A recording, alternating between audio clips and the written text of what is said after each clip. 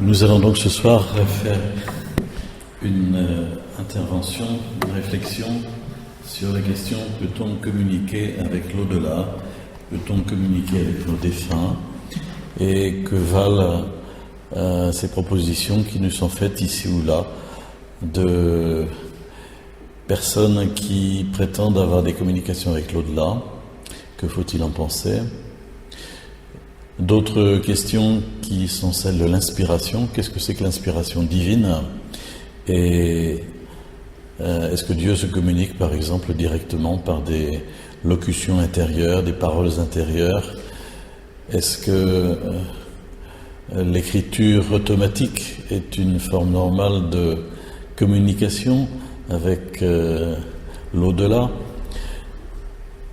Des questions que nous reprendrons, je pense, aussi l'an prochain quand nous continuerons ce cycle de formation. Alors ce soir, nous allons procéder en 3 étapes. On va d'abord regarder un petit montage sur le spiritisme qui est assez bref.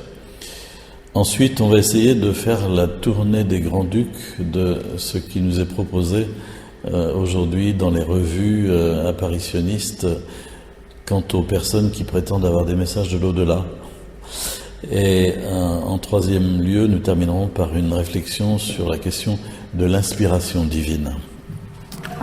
Nous commençons donc par le spiritisme, et je vous ai mis illusion dangereuse. Voici un exemple. J'aime bien partir toujours d'un témoignage, d'un exemple concret. Une maman qui raconte comment des séances de spiritisme de sa fille ont fini par créer un malaise à la maison, jusqu'au moment où sa fille a été déstabilisée par certaines manifestations au cours d'une séance. Elle dit ceci: ma fille aînée, âgée de 18 ans, était très attirée par tous les phénomènes paranormaux, pendules, etc. Elle rencontra au lycée un jeune homme ayant la même passion. Il commanda un livre sur ce sujet. Un pendule était offert à chaque acheteur de l'ouvrage. Quelle heureuse aubaine! Ma fille et ce jeune homme se rencontraient souvent pour des séances dont je ne connaissais pas la teneur. Pensant que c'était anodin et que ça leur passerait, je n'y ai pas prêté attention. Pourtant, plus le temps passait, plus je ressentais un malaise dans notre maison. Un jour, m'étant absenté durant plusieurs heures, je ressentis à mon retour une grande tension. Une fois son ami parti, je demandai à ma fille ce qui se passait à la maison. Elle éclata en sanglots, me déclarant qu'elle ne pouvait plus faire machine arrière. Lorsque je lui ai demandé qui la menaçait, elle m'a répondu, après une longue hésitation, les esprits. J'ai d'abord pensé que ma fille était devenue folle, puis je me suis ressaisi.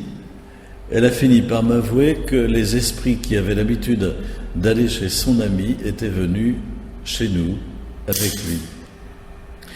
Elle avait peur de se retrouver face à un esprit et elle était sûre que si elle cessait cette pratique occulte, l'esprit s'en prendrait à un membre de la famille. Elle était désespérée. Face à la détresse de ma fille, j'ai téléphoné à une amie religieuse, elle m'a indiqué un prêtre. Celui-ci a écouté ma fille et son amie et leur a proposé une prière de délivrance. Cette épreuve permise par le Seigneur m'a redonné la foi. Désormais, je prie beaucoup pour les jeunes qui cherchent dans des chemins dangereux une réponse à leur soif d'absolu. À la maison, l'ambiance est à nouveau calme. Le Seigneur a repris sa place dans notre famille. Nous allons faire donc une brève réflexion sur ce témoignage. On peut noter dans ce qui est dit quelque chose qui revient effectivement fréquemment, c'est que les pratiques occultes sont habituellement source de troubles et de divisions. Troubles et divisions dans les familles. Il y a souvent dans les familles des brouilles invraisemblables, mais troubles et divisions aussi au niveau du climat intérieur de la vie familiale, de la maison familiale. Et c'est ce qu'elle dit ici plusieurs fois dans son témoignage. Une deuxième chose que j'aimerais souligner, c'est que le spiritisme, c'est un jeu de hasard et on peut provoquer du premier coup l'irruption d'esprits diaboliques. C'est loin d'être toujours le cas, mais c'est vraiment un jeu de hasard. Et donc ici, dans l'exemple qui nous était donné, cette jeune fille avait probablement assisté, pour le moins, à des phénomènes paranormaux qui l'avaient profondément troublée, puisque elle se sent captive des esprits. Troisième réflexion, c'est que les séances de spiritisme aboutissent à une aliénation de la liberté assez rapidement, à cause précisément de réalités visibles ayant une forte emprise sur l'imagination et abolissant un peu la réflexion logique et rationnelle. Donc cette jeune fille tombe dans une sorte d'irrationalité. Elle a fini par m'avouer que les esprits qui avaient l'habitude d'aller chez son ami étaient venus chez nous avec lui. Elle avait peur de se retrouver face à un esprit. Voilà. Elle se sent prise en otage. Et il me semble que seule une démarche spirituelle peut libérer la personne qui s'est fait attraper lors d'une séance de spiritisme. C'est ce qui s'est passé ici, dans l'exemple qu'il nous a donné. Il y a eu une écoute, et puis il y a eu une prière de libération des liens occultes. Allons plus loin dans la réflexion en nous posant cette question: est-ce que le spiritisme, ce serait dangereux, fondamentalement dangereux, sachant, comme je vous l'avais dit précédemment, qu'au XIXe siècle, au moment de la fondation et de l'essor du spiritisme, il y a eu énormément de supercheries, beaucoup de mensonges et de tromperies. Donc est-ce vraiment dangereux? Il me semble qu'appeler les esprits au sens le plus large, sans spécifier, si vous voulez, appeler les esprits, c'est forcément dangereux. Parce qu'on ne peut pas rentrer en contact avec les morts. Donc on se trouve devant trois possibilités différentes. Soit effectivement la supercherie, on veut nous faire croire que ce sont les esprits des morts qui se manifestent, alors qu'il y a une sorte de mise en scène, de trucage à l'intérieur du groupe qui s'est réuni. Ça s'est vu très largement au XIXe siècle. Un deuxième cas de figure, c'est l'action occulte d'un médium, c'est-à-dire d'une personne qui a des capacités psychiques mauvaises pour pénétrer dans le subconscient des autres, de sorte à pouvoir manipuler le groupe. C'est assez fréquemment le cas, au sens où, lors d'une convocation de séance de spiritisme, le meneur, autour de la table, généralement dispose de ce type de pouvoir médiumnique dont j'ai parlé à une rencontre précédente. C'est comme ça qu'il peut ainsi sonder le psychisme de l'une ou l'autre personne autour de la table et resservir sur un plateau d'argent des souvenirs quelquefois très enfouis, inconscients, mais tout à fait réels, et que la personne comprend très vite comme étant effectivement le signal d'une communication avec quelque chose de précis concernant un défunt, puisque dans ce cas-là, l'exemple concerne toujours un défunt. Une troisième possibilité, c'est l'irruption des forces diaboliques. En effet, quand on appelle les esprits, les démons peuvent évidemment se manifester, puisqu'on s'est ouvert à cette éventualité. Donc ce qu'on appelle démons, c'est des anges déchus, de purs esprits, fixés dans le mal à jamais, Satan et ses démons. Et quand les démons se manifestent, ça peut être assez grave pour soi ou pour d'autres. C'est fréquemment sous la forme de phénomènes paranormaux. Il y a une table qui commence à bouger et qui se met à passer par la fenêtre. C'est un peu impressionnant. Mais il peut y avoir aussi, comme on l'avait déjà vu à propos de la divination, l'utilisation d'un vers sur un alphabet ou d'un pendule sur un alphabet pour former des mots, puis des phrases, et donc un message qui serait transmis par les esprits. Et dans ce cas-là, quasiment, c'est toujours très dramatique allant jusqu'à annoncer le décès de l'une des personnes qui sont autour de la table.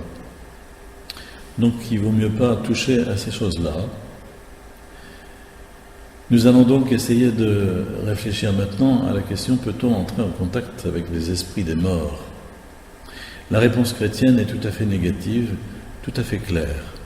Il faut savoir qu'aujourd'hui, il y a une idée qui se répand assez fortement, c'est que les morts peuvent quelquefois demeurer ici-bas sous la forme d'esprits errants, d'âmes errantes, et d'une façon ou d'une autre attirer notre attention sur leurs besoins de libération et de prière, attirer notre attention par des phénomènes paranormaux, ou par des choses quelque peu problématiques qui nous arrivent, qui sont le signe de leur demande de prière. C'est une idée qui fait son chemin dans la population actuellement, que vous retrouvez évidemment très fréquemment sur des sites internet, comme si c'était une sorte de dogme, comme si c'était admis, et vraiment ça n'a aucune consistance au niveau de la foi catholique. La foi catholique dit que après la mort, il n'y a plus aucune communication.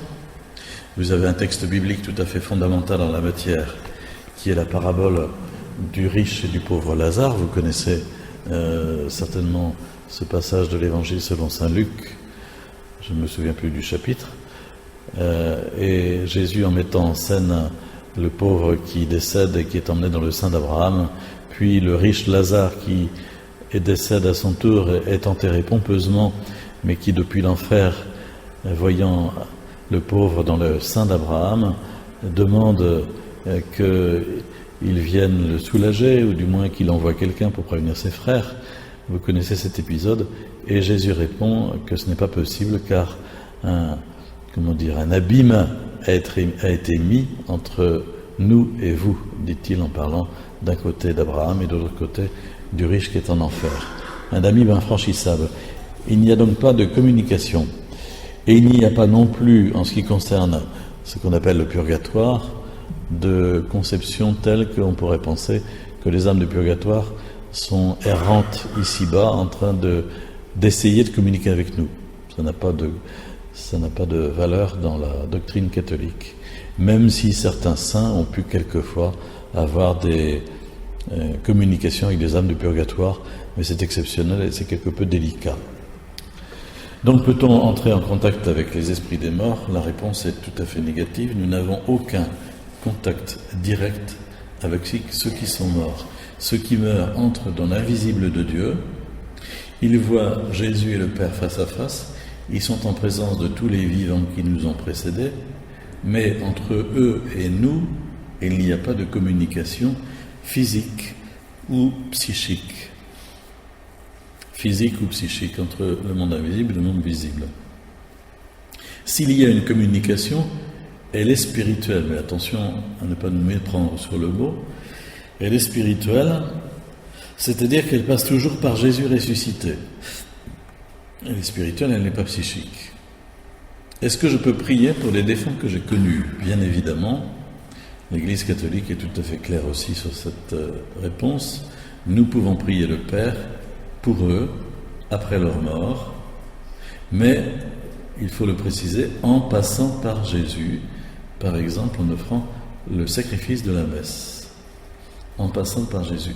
Au cours de chaque Eucharistie, l'Église prie pour tous les vivants et tous les défunts. Et donc en passant par Jésus, et leur obtenant ainsi d'être purifiés plus rapidement de toute racine de péché, pour vivre leur éternité totalement dans l'amour de Dieu. Ce qu'on appelle le purgatoire a été nommé par un enfant au catéchisme le purificatoire. Un joli mot pour faire comprendre qu'effectivement, pour entrer dans la lumière de Dieu et dans le feu de l'amour de Dieu, nous avons besoin d'être totalement consumés au niveau des racines de péché qui sera encore en nous. Est-ce que, donc à ce niveau-là, notre prière a une valeur tout à fait réelle pour aider les défunts à progresser dans cette purification? Alors n'entrons pas dans des calculs, n'est-ce pas, d'apothicaire, avec des jours, des mois et des années. Nous ne savons rien de tout cela et nous sommes par définition dans l'absence de temps dans l'éternel. Est-ce que les défunts peuvent prier pour moi? La réponse aussi est positive à mon avis. Ceux qui sont vivants dans l'invisible peuvent prier le Père, mais toujours en passant par Jésus. Toujours en passant par Jésus, de nous accorder telle ou telle grâce et ainsi de nous l'obtenir. La place centrale de Jésus est essentielle. Il est notre médiateur. Tout passe par lui, avec lui, en lui, nous offrons tout au Père, et toute prière va vers le Père, mais par lui, avec lui, en lui, toute grâce nous vient du Père aussi. Et nombreuses sont probablement les grâces que nous avons reçues de cette façon-là, de la part de ceux qui nous ont précédés. Je suis persuadé que parmi nous, beaucoup de personnes pourraient donner des témoignages de cela. Il y a donc bien communication, mais elle est spirituelle et elle n'est pas tangible. Si elle est de l'ordre du signe, ça regarde uniquement la personne qui croit avoir reçu un signe et pouvoir l'interpréter, mais je ne vois pas qu'on puisse avaliser et confirmer cette interprétation qui est purement subjective. Il est important de connaître ces passages de la Bible. Dans le livre de Deutéronome, chapitre 18, 9 à 14, on ne trouvera chez toi personne qui interroge les spectres et les devins, personne qui invoque les morts, car quiconque fait ces choses est en abomination à Yahvé ton Dieu. Il y a véritablement ici une mise en garde très stricte par rapport à la communication avec les esprits des morts, par rapport au spiritisme. Vous avez dans le Lévitique aussi, chapitre 20, verset 6, « Celui qui s'adressera aux spectres et aux devins pour se prostituer à leur suite, je me tournerai contre cet homme-là, et je le retrancherai du milieu de mon peuple. Vous vous sanctifierez pour être saints, car je suis Yahvé ton Dieu. » Ces deux passages sont extrêmement clairs et stricts, nous font prendre conscience que nous sommes dans le domaine des idoles, qu'il faut y renoncer pour être fidèle à la sainteté de Dieu. Il conviendrait d'y ajouter un épisode qui concerne le roi Saül. Vous savez qu'avant le grand roi David, il y a eu le premier roi d'Israël qui s'est appelé Saül, mais qui très vite s'est montré assez incompétent et déviant dans sa charge, et qui, menacé à un certain moment, a été lui-même consulté une voyante et fait revenir d'entre les morts l'esprit du prophète Samuel. Et donc il conviendrait aussi d'étudier ce passage dans la Bible, parce qu'il est un passage vraiment très très à part sur cette question. Mais ce n'est pas le lieu ici. Je terminerai avec deux choses. La première, c'est une citation du catéchisme de l'Église catholique au numéro 2115 à 2118, comme d'habitude, où il est dit ceci: toutes les formes de divination sont à rejeter, le recours à Satan ou aux démons, l'évocation des morts, vous voyez, c'est mis sur le même plan, ou d'autres pratiques supposées à tort dévoiler l'avenir. La consultation des horoscopes, l'astrologie, la chiromancie, l'interprétation des présages et des sorts, les phénomènes de voyance et le recours aux médiums recèlent une volonté de puissance sur le temps, sur l'histoire et finalement sur les hommes, en même temps qu'un désir de se concilier les puissances cachées. Elles sont donc en contradiction avec l'honneur et le respect, mêlés de crainte aimante que nous devons à Dieu seul. Peut-être un passage de l'Évangile est aussi à citer ici, c'est celui de la transfiguration de Jésus, où l'on nous dit que Moïse et Élie apparaissent à droite et à gauche de Jésus et s'entretiennent avec lui. Pierre vit cet épisode de façon très positive et dit à Jésus: Seigneur, il est heureux que nous soyons ici. Si tu le veux, je vais faire 3 tentes, une pour toi, une pour Moïse et une pour Élie. Et vous connaissez la suite de l'épisode.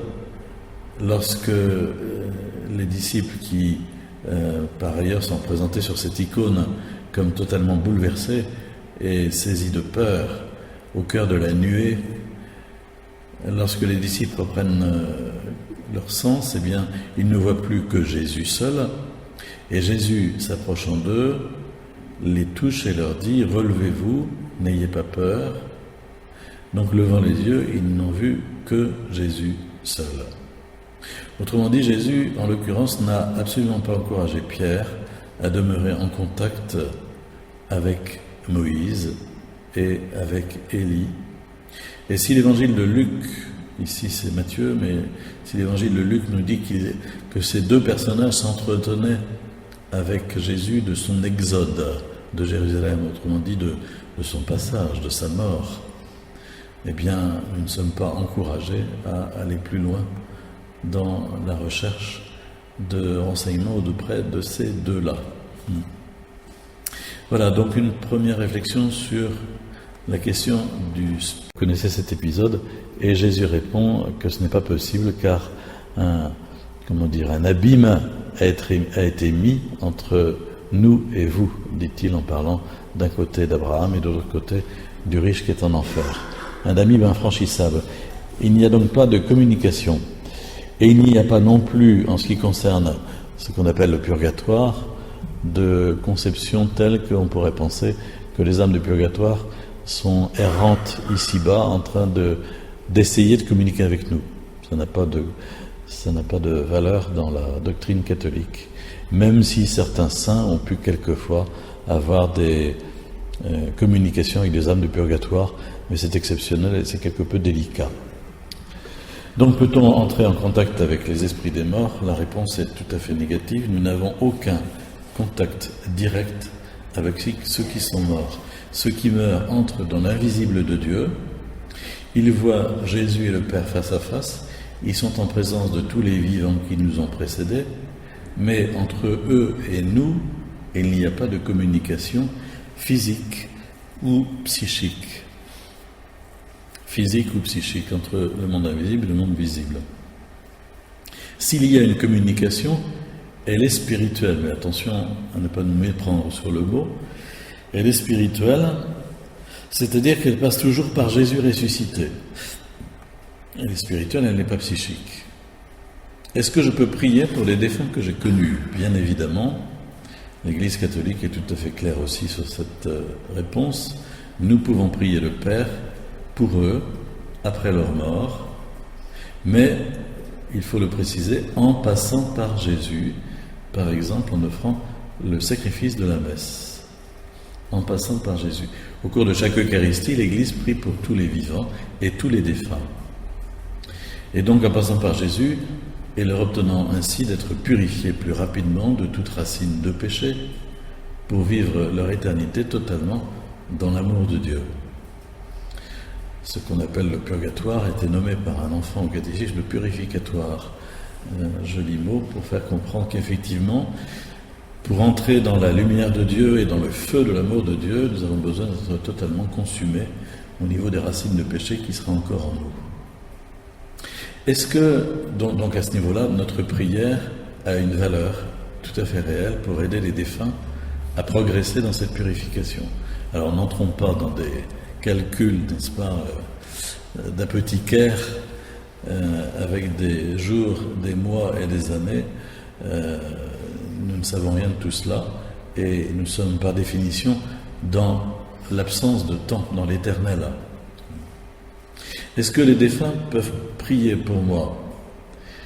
La réponse aussi est positive à mon avis. Ceux qui sont vivants dans l'invisible peuvent prier le Père, mais toujours en passant par Jésus. Toujours en passant par Jésus, de nous accorder telle ou telle grâce et ainsi de nous l'obtenir. La place centrale de Jésus est essentielle, il est notre médiateur. Tout passe par lui, avec lui, en lui, nous offrons tout au Père, toute prière va vers le Père, mais par lui, avec lui, en lui, toute grâce nous vient du Père aussi. Et nombreuses sont probablement les grâces que nous avons reçues de cette façon-là, de la part de ceux qui nous ont précédés. Je suis persuadé que parmi nous, et beaucoup de personnes pourraient donner des témoignages de cela.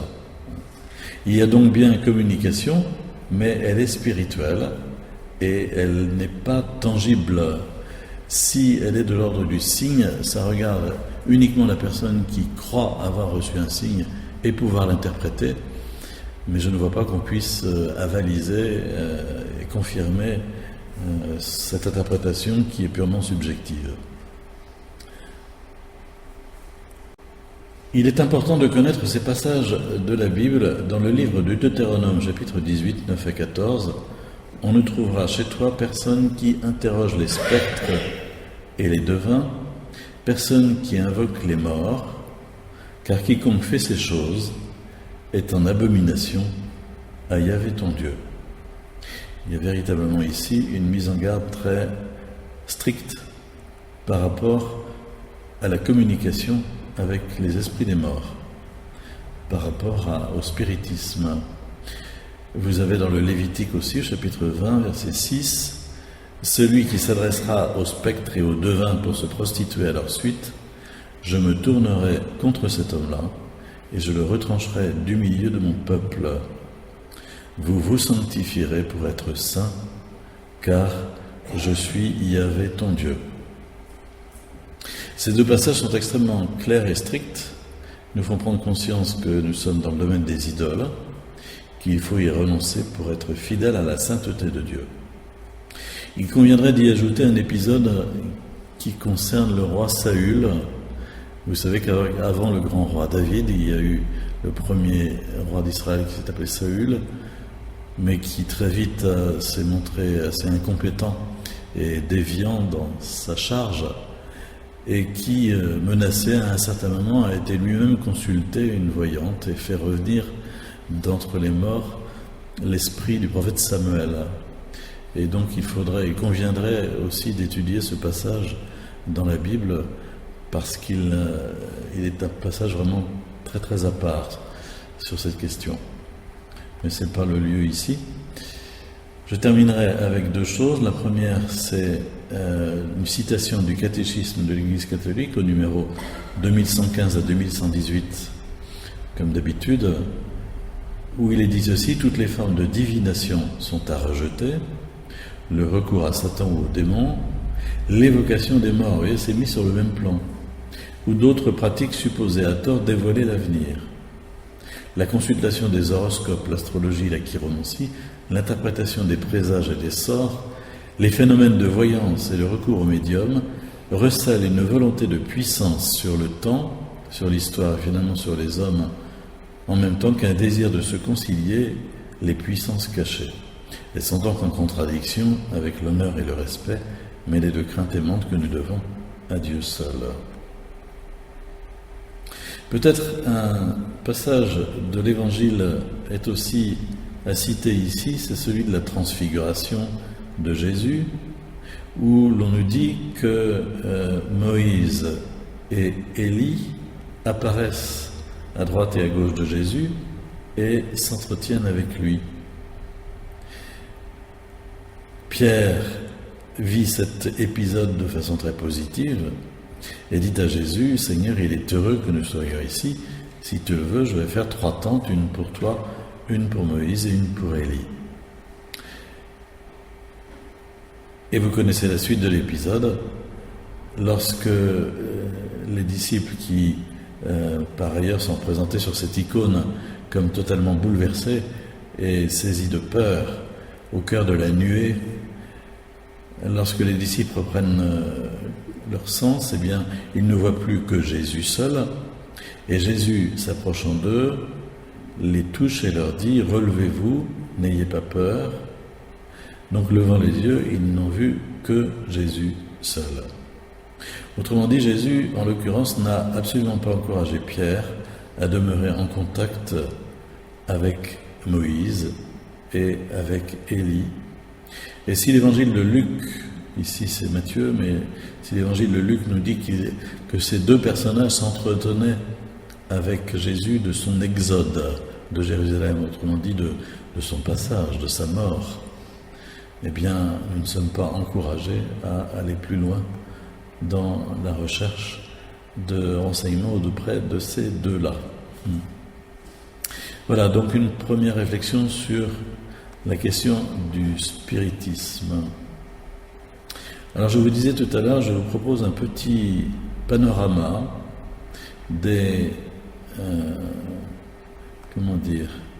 des personnes qui prétendent être en communication avec l'au-delà et dont vous entendrez forcément un jour ou l'autre parler. Une première personne, c'est un prêtre, malheureusement, qui s'appelle le père François Brune et qui a écrit plusieurs volumes intitulés « Les morts nous parlent ». Vous avez ces livres sous cette forme-là, voilà, tome 1, tome 2, « Les morts nous parlent ».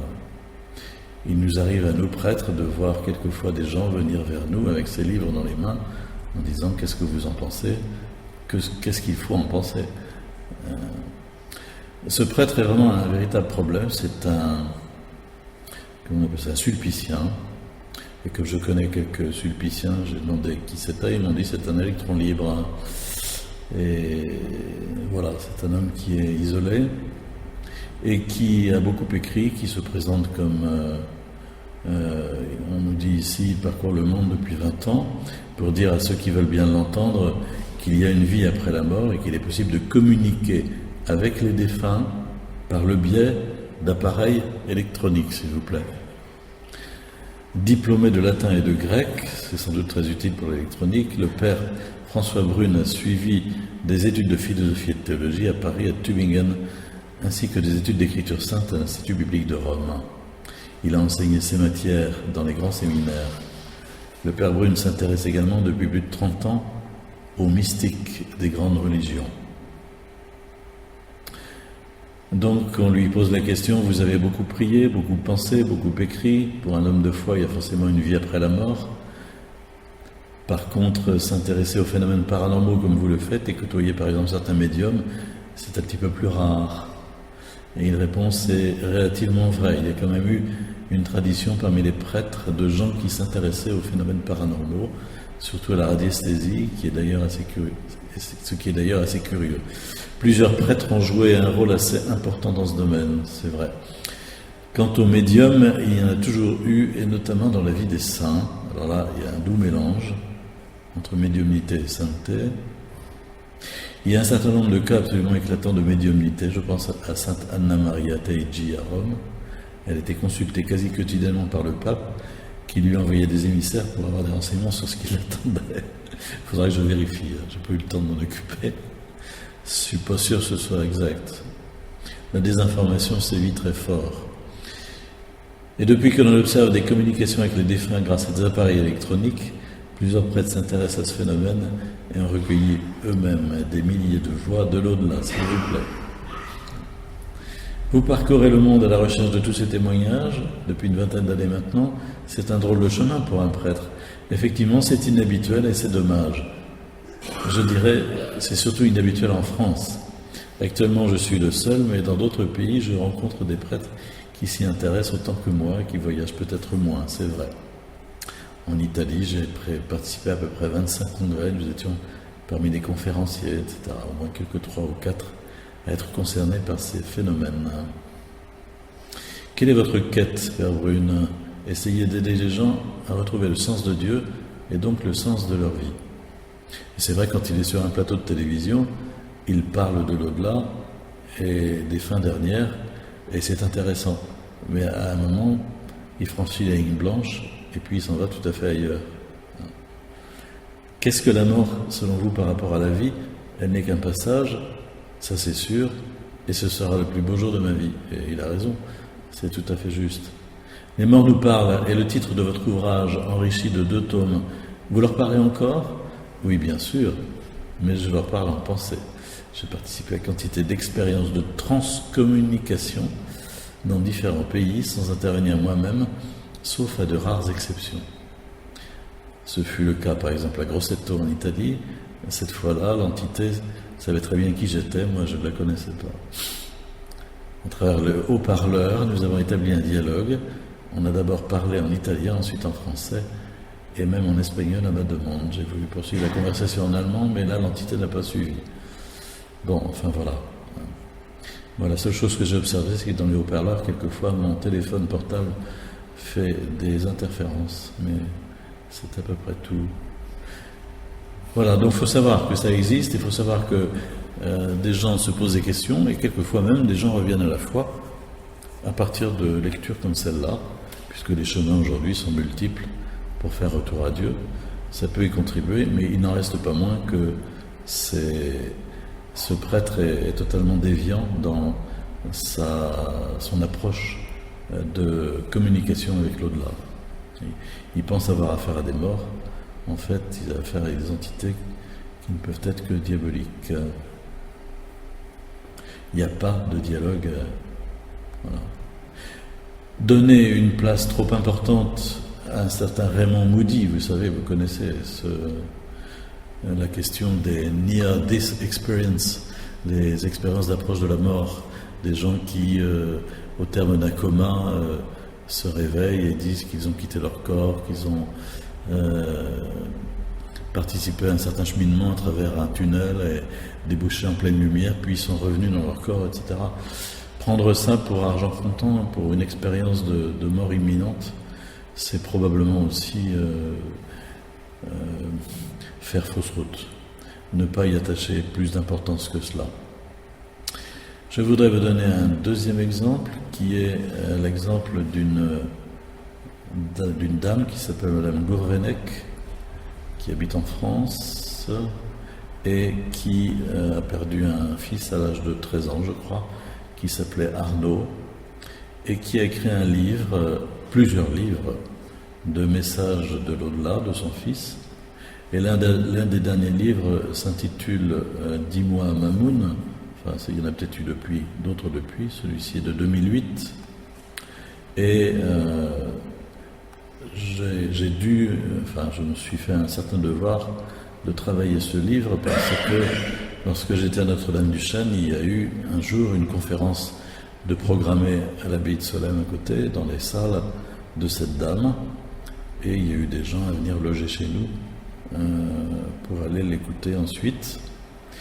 Et j'ai averti le père hôtelier de Solesmes que c'était quand même très problématique. Et je voudrais vous montrer très concrètement à partir des passages du livre ce qu'on peut comprendre de cette expérience. Par exemple, j'ai sérié quelques paragraphes du livre qui sont en rapport avec la médiumnité, et par rapport à la question de l'écriture automatique, elle écrit ceci: tout à coup, Paul, c'est son mari, assis en face de moi sur le divan, l'air abasourdi, prononce ces mots incroyables: Arnaud me dit, fais une lettre à ma mamoune. C'est le surnom de sa maman. Aussi surprenant que cela paraît, je n'ai pas hésité une seconde, réalisa immédiatement: c'est Arnaud, va écrire. Et Paul est parti vers son bureau, calme, mais pas du tout convaincu, m'a-t-il avoué. Ensuite, quelques instants plus tard, il revient tenant un papier où il a transcrit un dialogue de son écriture habituelle, simplement très étiré. Il est toujours aussi paisible et surpris de ce qui lui est arrivé, et qui pour moi ne fait aucun doute. Et elle dit encore: il y avait là quelque chose d'extravagant qui dépassait notre entendement, car nous savions bien que le corps d'Arnaud avait été déposé dans sa tombe. Comment pouvait-il s'exprimer puisqu'il ne disposait d'aucun support matériel permettant la communication, comme dans la TCI, transcommunication instrumentale, encore des adeptes du Père Brune, ni bien entendu ne bénéficiait d'aucun procédé spirit. Cependant, il était indéniable que Paul recevait bien des messages provenant de la pensée d'Arnaud quotidiennement au début, puis tous les 2 ou 3 jours, à des moments variables et toujours inattendus. Il écrivait très vite, sans exaltation, égal à lui-même. Tout se passait en quelques minutes, le temps de prendre la dictée, dans un silence total, car rien n'était audible, par le moindre élément spectaculaire. Lorsque vous allez chercher dans l'encyclopédie collaborative qui s'appelle Wikipédia sur Internet, lorsque vous allez chercher écriture automatique, on vous dit ceci: l'écriture automatique est un procédé utilisé en médiumnité, un esprit utilisant la main du médium pour communiquer avec le monde physique. L'écriture automatique n'est pas en tant que telle un phénomène paranormal. Ce terme désigne en fait le genre d'écriture inconsciente, souvent utilisé par les psychologues eux-mêmes comme technique libératoire qui permet de faire émerger rêves, désirs de l'inconscient. Les psychologues limitent l'écriture automatique à l'alternance des personnalités stratifiées communes à tous, ne se manifestant que sous certaines conditions. Les parapsychologues envisagent avec cette technique l'intervention du paranormal comme effet de la dissociation psychique du sujet introduit dans une nouvelle dimension. Les spirites, eux, placent l'écriture automatique parmi les moyens de communication avec des entités désincarnées de différents niveaux moraux. Ceci est contrôlable par l'étude du niveau du message obtenu. Il est certain que le psychologue, le parapsychologue ou le spirit ont tous trois de bonnes raisons pour adopter cette méthode. Elle écrit encore, dans le cas des messages d'Arnaud, l'initiative émane d'en haut, rien n'est sollicité ni provoqué.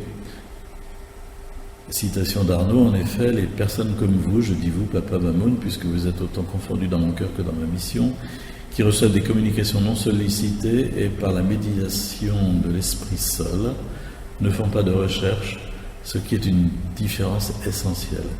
Ni les signes, ni les messages que vous recevez de moi, qui ne suis qu'un porte-parole, je le répète, ne font l'objet d'aucun travail conscient, organisé, méthodique de votre part. Papa ne fabrique pas de messages pour prouver quoi que ce soit. Il ne veut pas la fin, il n'a pas les moyens. C'est très subtil parce que on essaye effectivement ici de faire des distinctions qui sont tout à fait justes. C'est très subtil. Cela explique que le contenu des messages ait porté la marque du ciel, même au tout début, se gardant des bavardages oiseux et banals qui caractérisent souvent les communications médiumniques. Mais quand vous poursuivez l'étude du livre, vous apercevez que, en fait, quelquefois, le démon montre le bout de sa queue. Vous pourrez trouver cette étude sur Internet, je l'ai mise en ligne. Je suis avec toi en relation moins bénévolique que tu ne crois, c'est plutôt de la télépathie. Plus tard, il ira plus loin dans ses recommandations. Comme je te le dis, les vraies relations spirituelles entre un être du dessus et un être de la terre ne sont pas magiques. Elles ne doivent surtout pas l'être, sinon elles sont pleines de périls, car aux confins de la terre et du ciel, en langage compréhensible, les forces du mal sont à l'affût et cherchent à interrompre les liaisons, à leur nuire et à les faire dévier. Les nôtres reposent sur ton don et l'amour entre nous dans l'amour de Dieu. C'est prodigieux comme tromperie. C'est étonnant. On met des béquilles pour vraiment essayer de faire comprendre que tout cela c'est très très juste, c'est très bon. Les contemplatifs savent bien que l'on ne peut prier qu'en s'isolant de l'environnement extérieur pour mieux ouvrir les yeux de son âme. Dès les premiers messages, Arnaud livre d'ailleurs sa méthode. Fais le vide avec tes mains sur les yeux et ça vient facilement. Ça pour moi c'est tout à fait signé parce que la prière n'a jamais consisté à faire le vide. Jamais. C'est pas une... Faire le vide, c'est précisément se prêter à de très mauvaises sollicitations possibles. La prière est une communication avec Dieu sur la base de sa parole.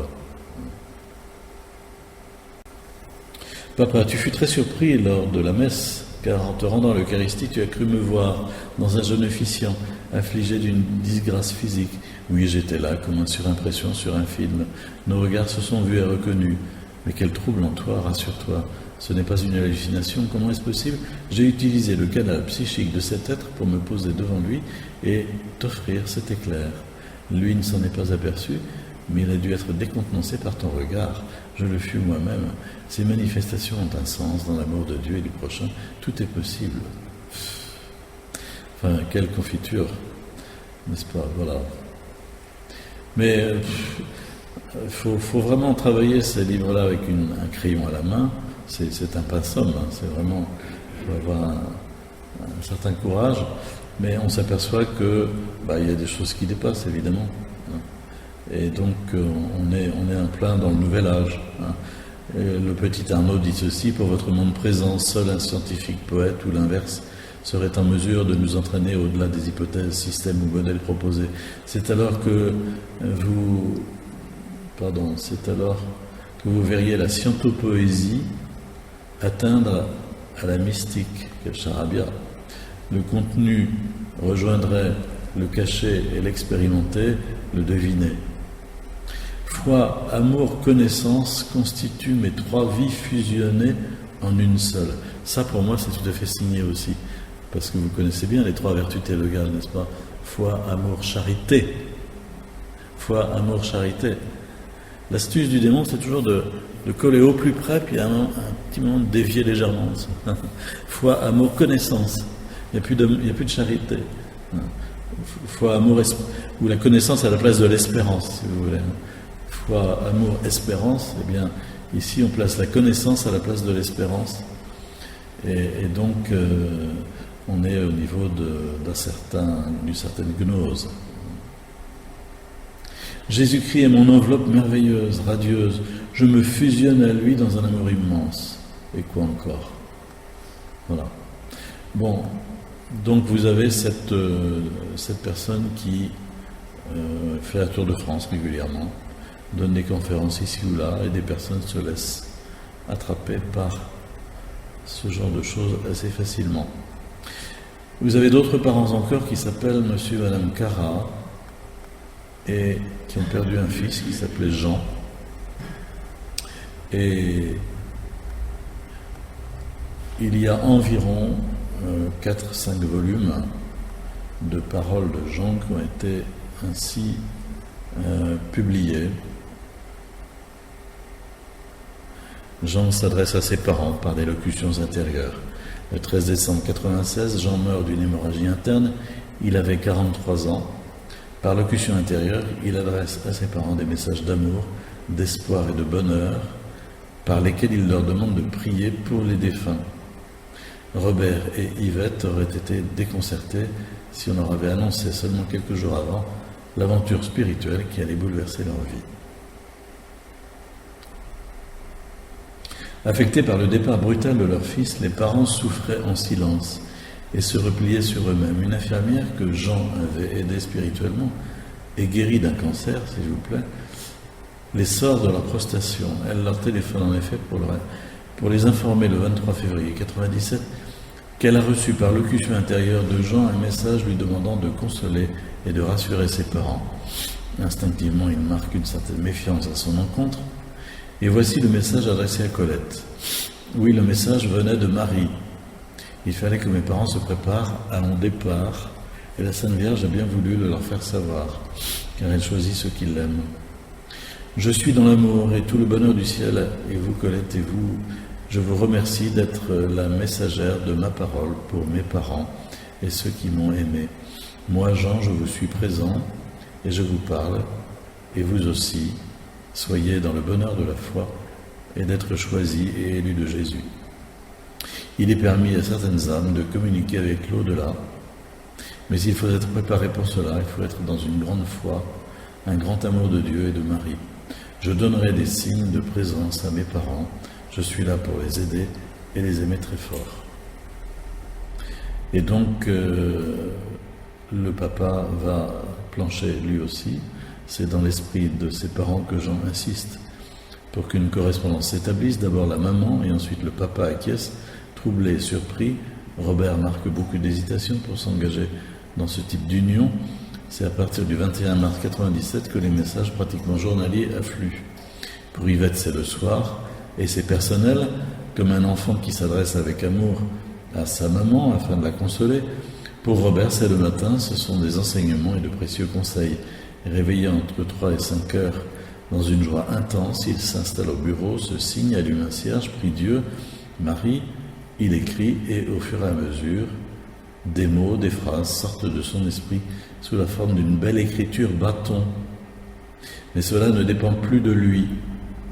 C'est Jean et les frères du ciel qui s'expriment. Le bureau n'existe plus, il ne sent plus son corps, le temps s'efface. Il est dans le ravissement le plus complet.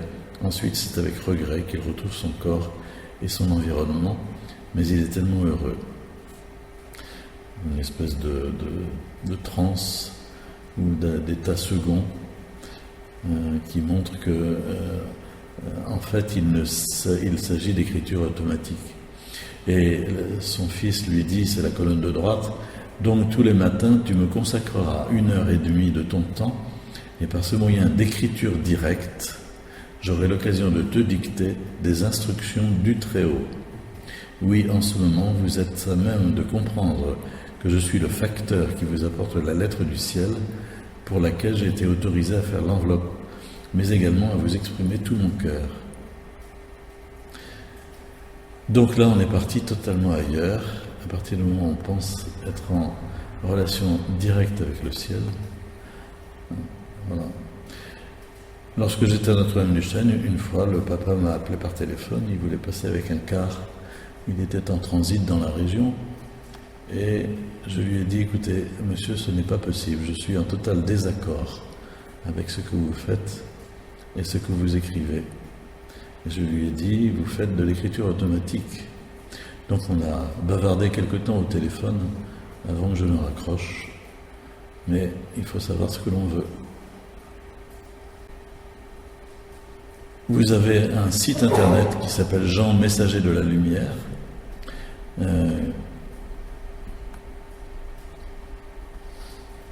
Sur lequel évidemment, vous avez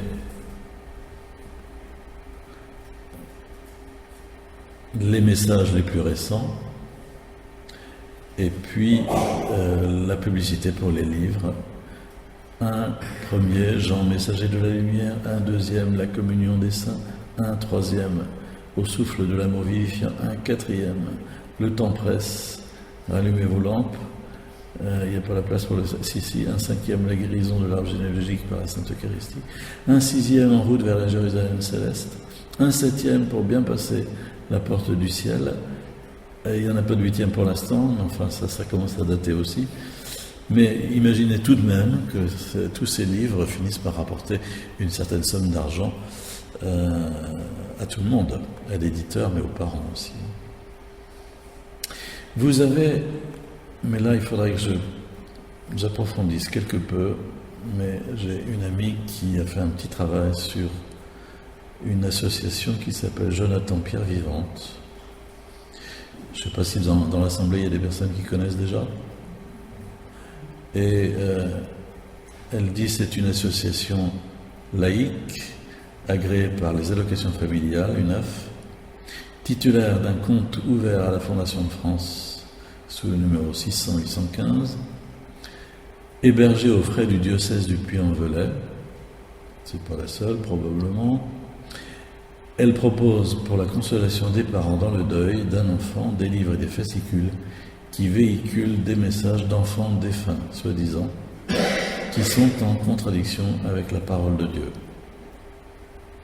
D'autre part, Jonathan apprend à vivre au présent avec les morts, ce qui est néfaste pour la santé de l'âme et du corps. En effet, le contact avec les défunts a été interdit par Dieu lui-même.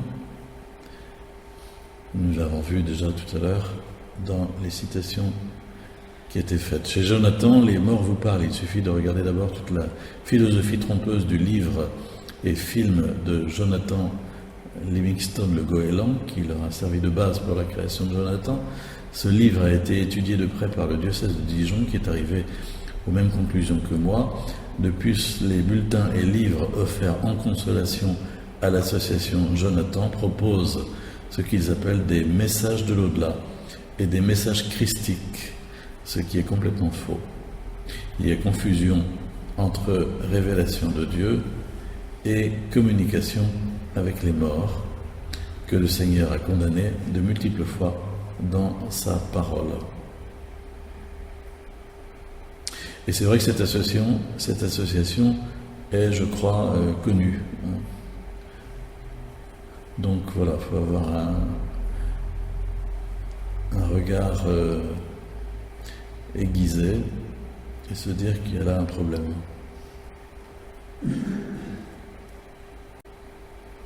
Alors vous avez aussi des personnes qui prétendent être en relation avec les âmes du purgatoire. Regardez cette photo, c'est extraordinaire, ce montage, impressionnant ça, cette personne qui se fait photographier sur un fond, ou alors ça a été la mise en page de l'éditeur, c'est possible, hein, mais c'est prodigieux, c'est bien fait. Elle parle avec les anges, mais pas seulement, n'est-ce pas? Voilà. Donc l'article porte en haut le titre « Une journée avec la mystique ». Une journée avec la mystique. Et quand on regarde de près, il faudrait faire un zoom.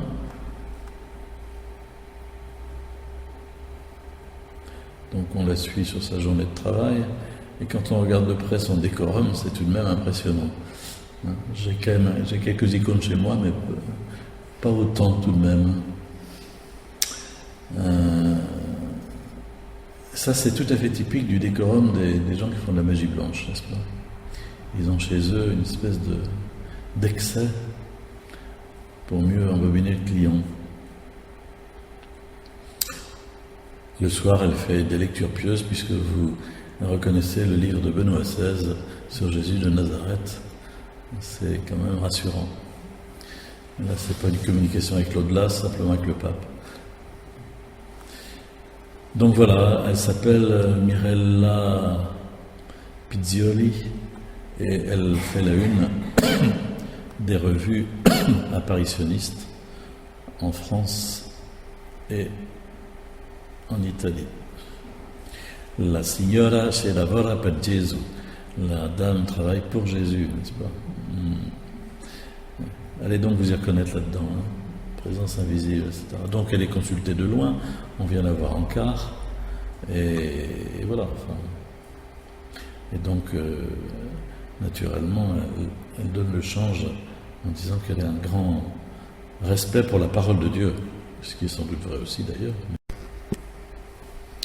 Nous allons terminer avec une petite réflexion sur l'inspiration divine. Il ne faut pas confondre l'inspiration divine avec la locution directe et avec l'écriture automatique. Le Concile Vatican II, dans sa constitution dogmatique Dei Verbum, la parole de Dieu, traite ainsi de l'inspiration et de la vérité des Écritures saintes. Les réalités divinement révélées, qui, dans la Sainte Écriture, sont contenues et exposées par écrit, ont été consignées sous le souffle de l'Esprit Saint. Consignées sous le souffle de l'Esprit Saint. En effet, les livres entiers, tant de l'Ancien que du Nouveau Testament, avec toutes leurs parties, la Sainte Mère Église, de par la foi apostolique, les tient pour sacrés et canoniques, du fait que rédigés sous l'inspiration de l'Esprit Saint, ils ont Dieu comme auteur et ont été transmis à l'Église comme tels. Voilà, donc j'ai mis en caractère gras, sous le souffle de l'Esprit Saint, rédigé sous l'inspiration de l'Esprit Saint, Dieu comme auteur. Mais pour composer les livres saints, Dieu a choisi des hommes qu'il a employés eux-mêmes usant de leurs facultés et de leurs forces propres, de sorte que, agissant lui-même en eux et par eux, ils transmettent par écrit, en véritables auteurs, tout et cela seulement que lui-même voulait. Je reprends la phrase. Pour composer les livres saints, Dieu a choisi des hommes qu'il a employés, eux-mêmes usant de leurs facultés et de leurs forces propres. Donc ils vont avoir leur style, leur façon de s'exprimer, etc. De sorte que, agissant lui-même en eux et par eux, ils transmettent par écrit, en véritables auteurs, ils demeurent des véritables auteurs, tout et cela seulement que lui-même voulait. Donc, puisque tout ce que les auteurs inspirés ou les hagiographes affirment doit être tenu comme affirmé par l'Esprit Saint, il s'ensuit qu'il faut confesser que les livres de l'Écriture enseignent fermement, fidèlement et sans erreur la vérité que Dieu, en vue de notre salut, a voulu consigner dans les saintes lettres. C'est pourquoi toute Écriture est inspirée de Dieu. Donc tout est vrai, mais vous avez remarqué qu'on prend soin d'affirmer quand même la vérité de Dieu en vue de notre salut. Donc c'est pas absolument utile de penser que la création a eu lieu en 7 jours pour être sauvée, n'est-ce pas? faut bien distinguer ce qui est de la vérité de l'ordre du salut de la vérité scientifique, c'est pas la même chose. Donc voilà un passage du Concile Vatican II sur l'inspiration divine, où il est affirmé que les livres bibliques sont écrits sous le souffle de l'Esprit, qu'ils sont rédigés sous l'inspiration de l'Esprit, ayant Dieu comme auteur, mais en même temps que ça se fait à travers des hommes qui sont de véritables auteurs, qui utilisent leurs facultés et leurs forces propres.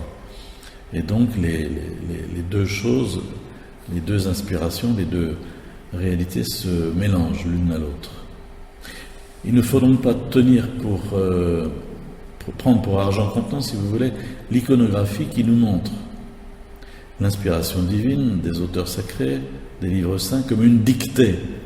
Vous avez certainement vu des tableaux où on voit un ange qui s'approche de Saint Matthieu, par exemple, et qui lui souffle à l'oreille les mots qu'il a à écrire.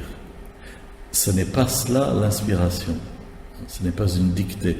S'ils ont usé de leurs facultés et de leurs forces propres, s'ils ont transmis par écrit en véritables auteurs la vérité biblique, comme l'affirme le Concile Vatican II, il faut alors exclure deux procédés qu'on nous présente comme des procédés d'inspiration divine, l'écriture automatique et la locution directe. Donc l'écriture automatique, on a lu ce texte de Wikipédia tout à l'heure, et je dis ceci, ce procédé est repéré dans certaines révélations privées, comme celle de Madame Vassula Riden, qui a écrit une vingtaine de volumes, dictés par Jésus, n'est-ce pas? Mais contrairement à ce qu'on voudrait nous faire croire, le type de transmission des messages dont il s'agit ici n'a pas de précédent dans l'histoire de la spiritualité et de la mystique, que ce soit chez Thérèse d'Avila ou chez d'autres saints mystiques. Il n'y a pas de précédent. De plus, il est tout à fait vain d'essayer d'identifier l'écriture de Vassila Riden et celle de Catherine de Sienne, comme certains veulent le faire croire. Catherine de Sienne qui aurait écrit certaines lettres de sa propre main tout en étant analphabète. Dans les deux cas, si l'on suit les défenseurs de Vassula, nous serions en présence de l'écriture guidée, d'une main qui s'actionnerait par elle-même. Rien de plus erroné, puisque sainte Catherine de Sienne, comme c'est arrivé aussi à Rose de Lima, sainte Rose de Lima, s'est mise à écrire comme si elle avait toujours su le faire, en un instant, sans que sa main n'ait eu besoin d'être guidée continuellement par un agent extérieur. Tout comme le boiteux guéri par Jésus s'est mis à marcher avec ses jambes, se mettant en mouvement comme s'il avait toujours marché. Il ne fut pas transformé en une marionnette fonctionnant en vertu de l'action de quelqu'un qui tire les ficelles de l'extérieur. Ce même procédé d'écriture automatique est donc utilisé dans l'accueil de messages d'enfants décédés comme Arnaud ou Jean, qui demande à son père, tous les matins tu me consacreras 1h30 de ton temps, et par ce moyen d'écriture directe, j'aurai l'occasion de te dicter les instructions du Très-Haut. Et le père écrit au fur et à mesure des mots, des phrases qui sortent de son esprit, etc. On a lu cela. Quant à la locution directe, c'est le pendant, si vous voulez, par oral, de l'écriture automatique. Lors de certains rassemblements de prière, les tenants d'une présence particulière de la Vierge Marie affirment que celle-ci s'exprime directement par la bouche de la personne qui reçoit les messages. Ça se passait pas très loin d'ici, à Valette, à la limite du Maine-et-Loire et de la Loire-Atlantique. Cette dame s'appelle Marie-Pierre Laure, elle a fondé ce qu'on appelle les cénacles de Valais, et c'est ce que j'appelle personnellement la locution directe, pendant verbal de l'écriture automatique. Heureusement, jamais l'inspiration divine n'abolit d'une façon aussi radicale le psychisme et la personnalité de l'écrivain sacré ou du prophète. Elle les respecte, au contraire. Donc qu'est-ce qui s'était passé là? À Valette, il y avait certainement de la manipulation et du consentement à la manipulation, mais il n'est pas exclu qu'il y ait eu aussi de l'hypnose ou du spiritisme. Donc dans ces cas-là, quand on se trouve dans des cas comme ceux-ci, il faut aller chercher à explorer certaines autres pistes, comme le spiritisme par exemple. Alan Kardec, le fondateur du spiritisme, qui est enterré au cimetière du Père-Lachaise, dans son livre des esprits, dans l'introduction, il dit ceci: les esprits exercent sur le monde moral et même sur le monde physique une action incessante. Ils agissent sur la matière et sur la pensée et constituent une des puissances de la nature, cause efficiente d'une foule de phénomènes. Les relations des esprits avec les hommes sont constantes. Les communications des esprits avec les hommes sont occultes ou bien ostensibles. Les communications occultes ont lieu par influence bonne ou mauvaise qu'ils exercent sur nous à notre insu. Les communications ostensibles ont lieu au moyen de l'écriture et de la parole, vous voyez les deux, l'écriture et la parole, ou d'autres manifestations matérielles, le plus souvent par l'intermédiaire des médiums qui leur servent d'instruments. Les esprits se manifestent spontanément ou sur évocation. Voici ce qu'écrit donc le fondateur du spiritisme, Alan Kardec. N'oublions pas non plus la possibilité de l'utilisation de l'hypnose. L'hypnose, en tant qu'elle est une sorte d'ouverture médiumnique, peut ouvrir la personnalité d'un homme à quelque chose pouvant échapper au contrôle, souvent par le fait de la transgression des domaines immanents et intérieurs de sa personnalité. Cette possibilité est confirmée même par la pratique empirique ou médicale, quand la soi-disant hypnose clinique ou médicale, de façon totalement inattendue et même non désirée, se vérifie exactement les expériences liées à la réincarnation.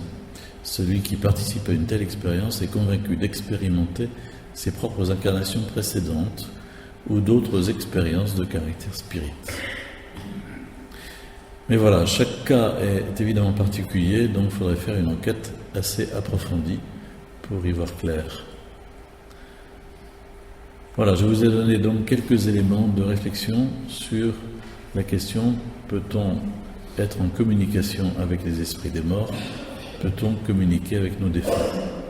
Mais j'imagine que vous avez quelques questions que vous souhaiteriez poser ou quelques expériences que vous souhaiteriez partager.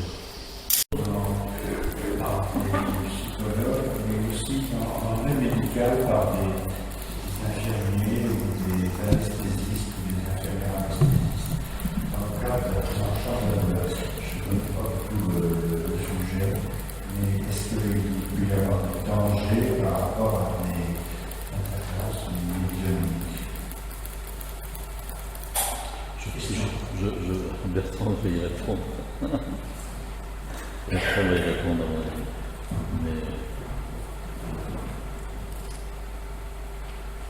C'est une excellente question et ça va être le sujet qui va dévoiler le sujet d'une prochaine intervention précisément sur la question d'hypnose, de la sophrologie et toutes ces questions-là. On développera ça l'année prochaine. Mais pour dire quand même un petit mot là-dessus, rapidement, toutes les expériences de Mesmer, du somnambulisme magnétique du XVIIIe siècle, qui ont été reprises après au XIXe, l'hypnose est née avec Chertok, les travaux de Chertok, qui est un Alsacien, dont je ne me souviens plus le nom, et on s'aperçoit qu'à chaque fois qu'on est à ce niveau-là, on manque d'une rigueur épistémologique.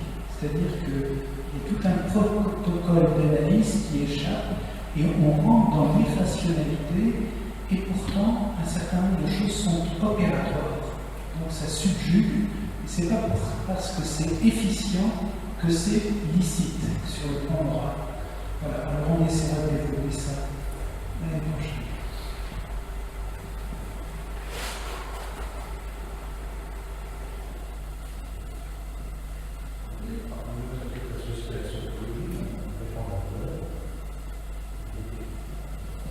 Oui, alors pour dire encore un mot un peu rapide, la déconnexion entre le soma et le psyché, la psyché, puisqu'il y a déconnexion, puisqu'il n'y a plus de sensation, pose une question qui est intéressante.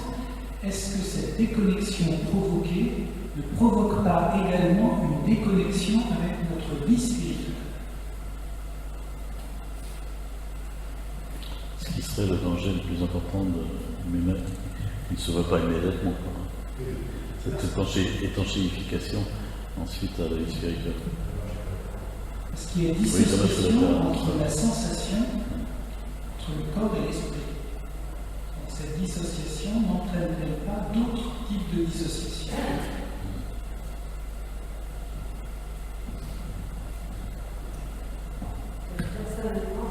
Il faut faire passer le micro. Voilà. Personnellement, je connais une personne qui s'est guérie de son tabagisme par l'hypnose. Et pourtant, lorsqu'elle est arrivée chez le diseur, elle lui a dit: de toute façon, on ne peut pas fumer. J'ai une plaque ici à la poche, mais on ne peut pas fumer. Et 3 jours après, ça s'est terminé. Et c'est une femme qui est très saine dans l'esprit, vraiment. La suggestion l'a aidé à franchir le pas, sans doute.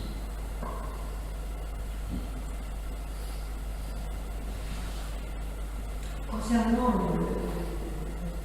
mort, j'ai une de mes collègues, mon mari est décédé. Un jour, elle était dans son jardin. Un jardin qu'elle louait avec son mari assez loin de sa maison. Elle était seule, parce que c'était dans un endroit assez isolé.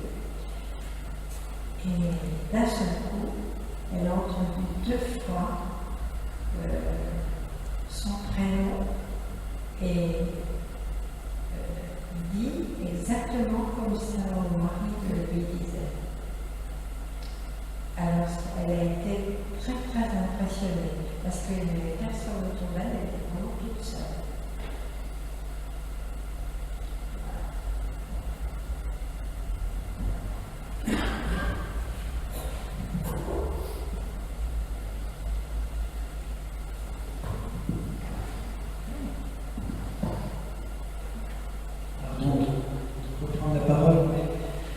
Saint Jean de la Croix, dans la nuit obscure, dit les manifestations que peut avoir aussi le mauvais esprit qui singe de manière étonnamment fréquente et pertinente et qui nous donne l'impression que ça vient du bon esprit.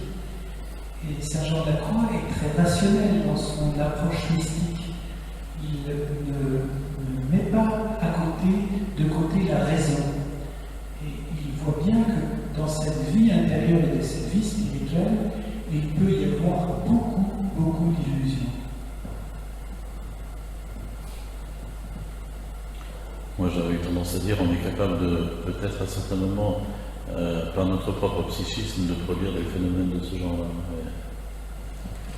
On est dans un domaine non probable, mais pas prouvé, chose comme celle-là. Mais la force d'évocation de notre psychisme est quand même étonnante, quoi.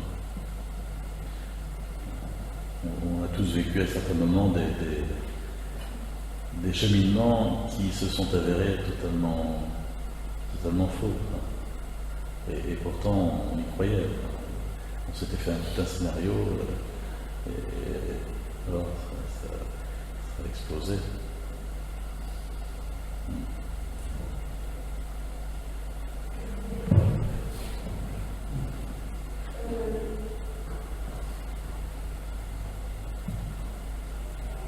J'ai actuellement une amie qui a perdu sa fille lors d'un accident, une fille de 16 ans. Ça fait 12 ans, donc elle est encore très bénie, dans un grand chagrin encore. Et justement, elle fréquente l'association Jonathan. Et c'est vrai que quand je parle avec elle, je sens une certaine... c'est quelque chose qui me gêne, c'est qu'elle me dit toujours je suis en contact avec. Elle me dit c'est comme sa fille, je suis en contact avec elle, on se parle, et j'espère qu'on se parlera de plus en plus. Alors ce soir, on entend parler de Jonathan, et je me dis comment on peut parler à cette. Comment je peux lui parler à cette amie, parce qu'il y a une mise en garde à faire, alors qu'elle est encore dans un profond chagrin, qu'elle est persuadée qu'elle est sur le bon chemin, comment on peut se positionner par rapport à des personnes comme ça?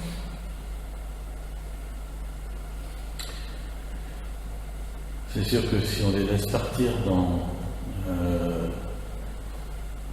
un cheminement de plus en plus convaincu qu'on peut communiquer avec, qu'on peut approfondir la communication, voire même aboutir à obtenir des messages, ça va absolument pas permettre le travail de deuil, et puis ça va emmener vers des illusions dont la fin sera encore plus tragique qu'une intervention de votre part pour délicatement poser des petites questions susceptibles de mettre des points d'interrogation.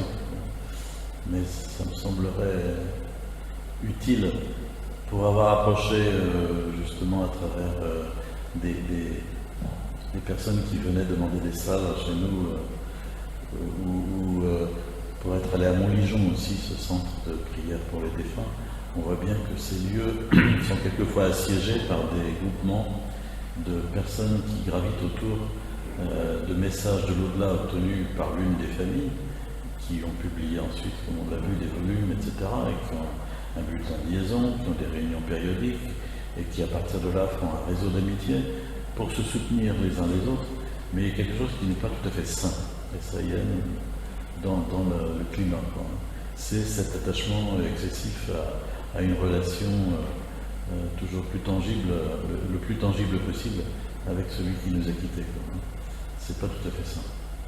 Et dès qu'on essaye de poser une question, on voit très bien que les gens se hérissent et ne veulent pas entendre une mise en cause de ce qu'elles ont trouvé dans ce groupe qui leur semble tellement important pour les soutenir, pour les aider à cheminer, etc. Et là, on s'aperçoit une fois de plus que tout est mélangé, parce qu'il y a des bonnes choses. C'est vrai qu'il y a un soutien mutuel par rapport à des personnes qui sont dans le deuil, dans de très grandes épreuves. Et puis en même temps, il y a des déviations qui s'installent. Il faut démêler les deux et les aider à ne pas s'enfermer dans cette chose-là.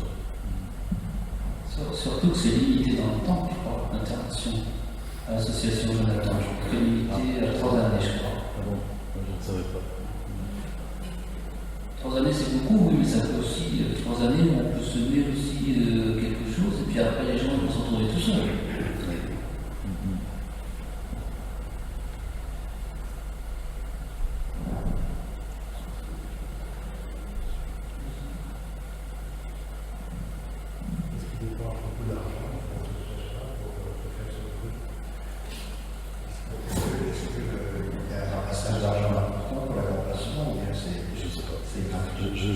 Je vais prendre d'autres renseignements prochainement, parce que je ne suis pas assez approfondi.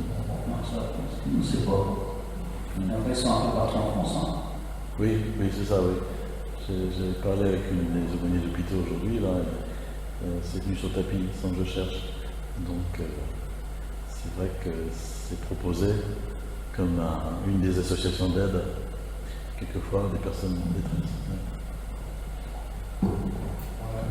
Avec la perte de la foi, la perte des bases, parce que les gens ont plus de base théologique ou catéchétique, que justement dans les moments de détresse, ils se priant d'associations comme ça qui se présentent de manière très compassionnelle pour retrouver une sorte de spiritualité. Il y a une sorte de vie qu'on peut remplir à ce moment-là. Et alors les gens exploitent cette.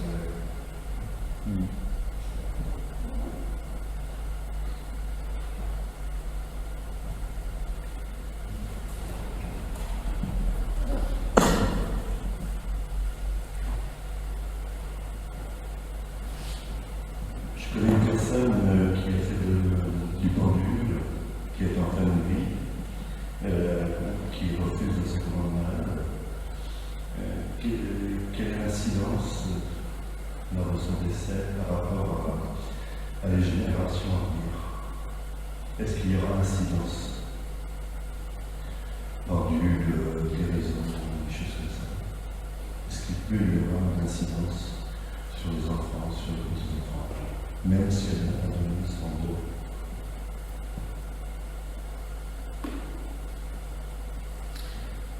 question est délicate. Ce que j'ai pu observer sur la durée en écoutant de nombreuses personnes, c'est que des personnes qui ont elles-mêmes été demandeuses de services occultes, en allant voir des guérisseurs, des magnétiseurs ou des médiums, des voyants, ont en elles-mêmes ouvert des portes, de petites portes qui permettent à l'esprit du mal d'agir plus intensément dans leur vie. Bon.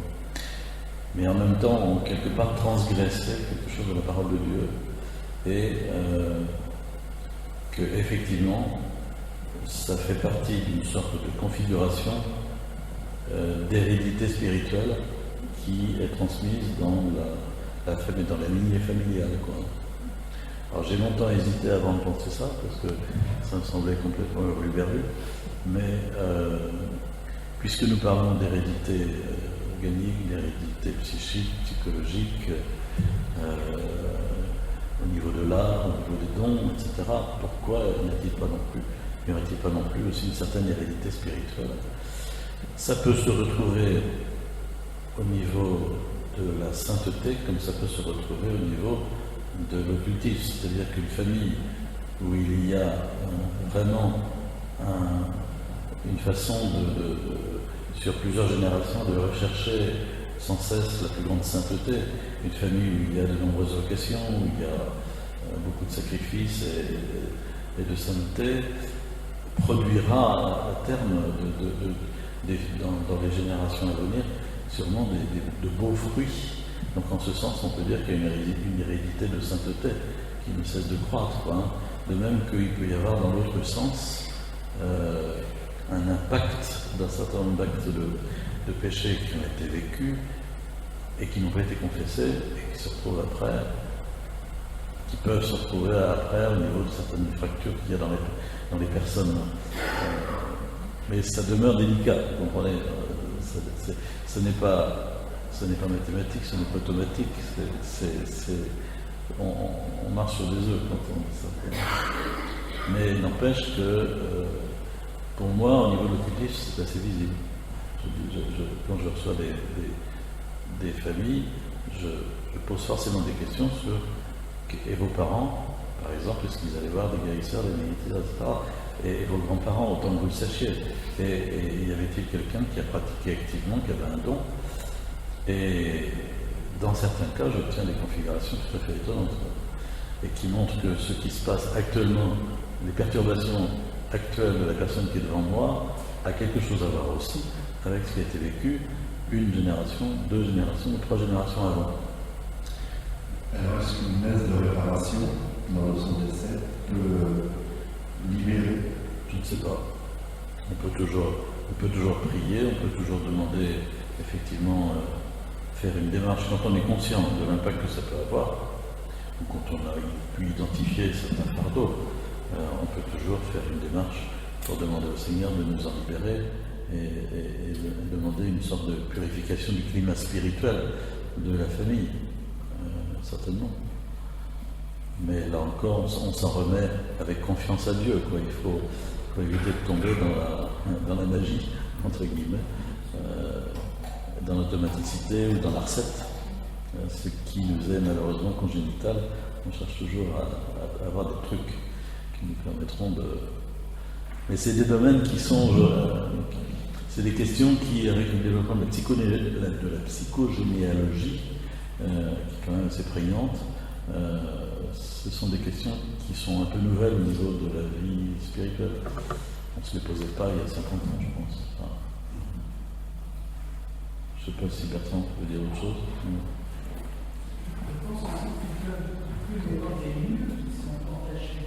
Quand dans certaines maisons ou certains endroits, il y a eu des pratiques d'occultisme, je crois que la mémoire du lieu peut être entachée par les pratiques qui ont eu lieu dans ce... D'où l'importance de bénir la maison, de bénir les lieux. Comment ?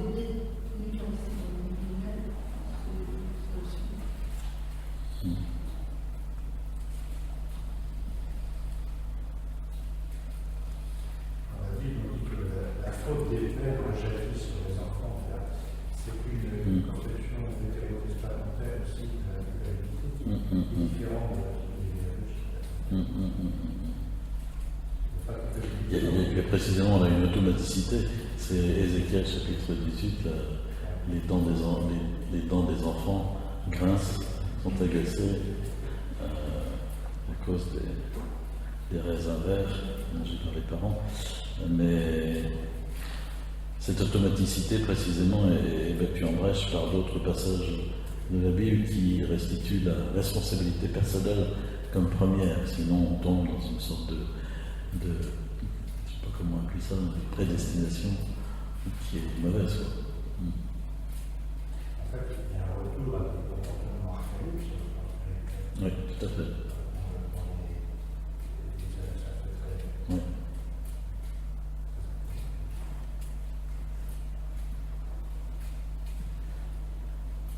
Comment se libérer de des personnes qui sont comme ça, avec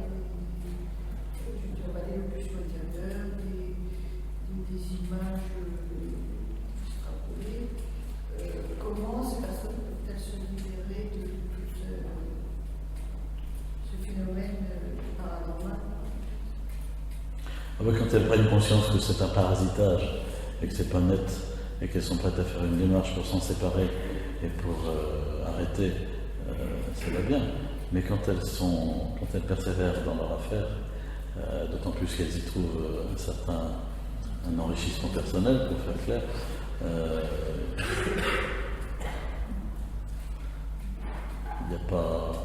il n'y aura pas de changement. Enfin. Il faut que la personne décide vraiment d'arrêter toutes ces choses-là. Mais ça peut être valable aussi pour la personne qui est accro. Il y a des personnes qui sont accros de tout ce qui est lieu d'apparition, message venu d'en haut, locution de ceci, de cela, prophétie, machin truc, enfin, mais qui ne vivent que comme ça, quoi. C'est plus fort qu'eux. Ça leur colle à la peau, et donc ils vont partout, ils courent partout, et quelquefois, il n'y a pas grand-chose à leur faire. Enfin, ils ne sont pas du tout prêts à sortir de ça. Lui, il met un bémol dessus. Il dit surtout ça doit conduire à la parole de Dieu. Il dit ça doit nous ramener à la parole de Dieu. Si ça ne ramène pas à la parole de Dieu, c'est pas l'évangélisation, donc on ne fait pas bon. Micro. On n'a pas entendu l'enfant. Oui, Bernard nous dit qu'il met un grand bémol sur la locution intérieure d'aller voir ses oreilles. Bon, c'est pas trop, mais par contre, une chose est certaine, ça doit ramener à la parole de Dieu. Si ça ne ramène pas à la parole de Dieu, c'est pas bon. Donc c'est pas bon. Si ça vient de Dieu, ça doit ramener à la parole de Dieu. Comment vous voyez ça? Oui, puis moi je suis vraiment totalement. Je dis que ce ne sont pas des voies à cultiver, en aucun cas. Donc faut écarter toutes ces choses. C'est forcément des moyens de se planter et de se tromper. Ça distrait. Oui, oui. Donc il faut apprendre à cultiver la foi pure, à cultiver l'écoute de la parole de Dieu, la vraie spiritualité, quoi, mais qui repose uniquement sur la parole de Dieu. Voilà, y a-t-il encore autre chose?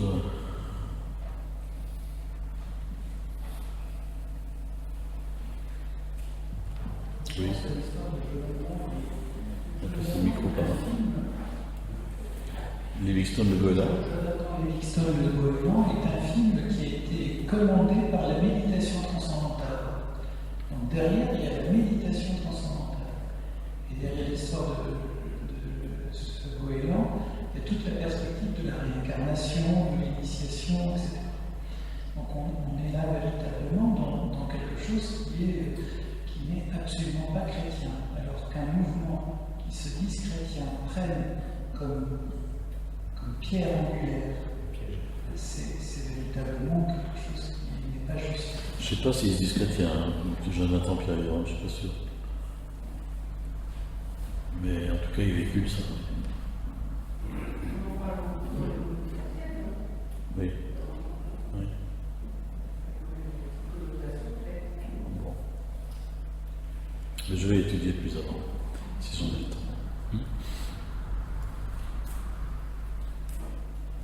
Voilà, on va s'arrêter là.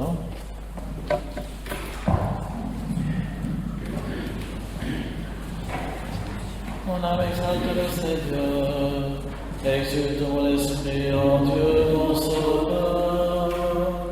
Il s'est penché sur son humble servante. Désormais, tous les âges me diront bienheureuse. Le puissant fit pour moi des merveilles. Saint est son nom.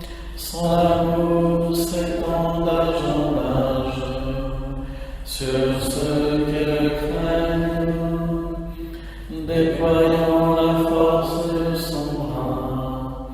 Il disperse les superbes, il renverse les puissants de leur trône, il élève les humbles, il comble de bien les affamés, envoie les riches les mains vides, il relève Israël son serviteur, il se souvient de son amour, de la promesse faite à nos pères, en faveur d'Abraham et de sa race à jamais.